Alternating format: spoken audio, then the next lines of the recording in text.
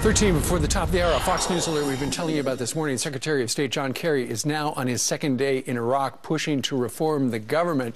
But just this morning, ISIS took control of Iraq's main oil refinery. The army now controlling 70% of the Anbar province, including all border crossings into Syria and Jordan as well. And we're continuing now with Charles Kruathammer. Charles, we want to play a little soundbite for you regarding Mr. Kerry over there in Iraq right now. James Rosen asked him a little bit ago. So what's going on with Iraq? Is it an intel failure? Is it a policy failure? Is it both? Here's what the secretary said.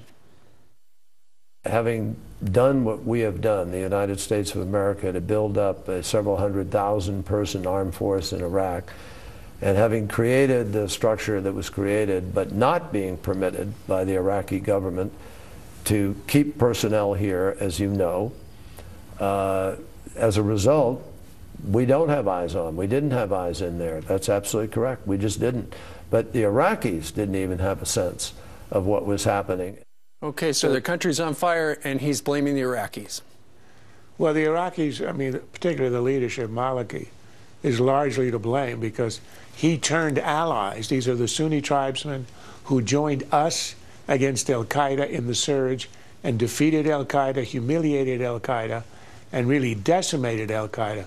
What Maliki did is he not only ignored them, he turned on them, he persecuted them, he marginalized them, he stopped paying, for example, the sons of Iraq who were the tribesmen who joined us in the fighting. But, you know, when Kerry says we weren't allowed to keep troops, this is a myth. Obama decided in 2011 that he wanted to, quote, end the war, as if when America leaves the field, the war is ended. And he's the one who offered such a terribly small contingent behind that he wasn't able to negotiate an agreement.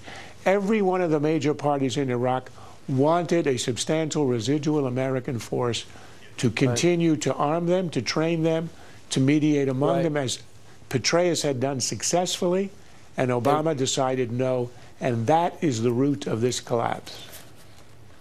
All right, Charles, Things That Matter, the name of your book. Congratulations on all the success. We love when you get up for us. We truly appreciate it. Thank you, sir. Pleasure. Thank you, sir.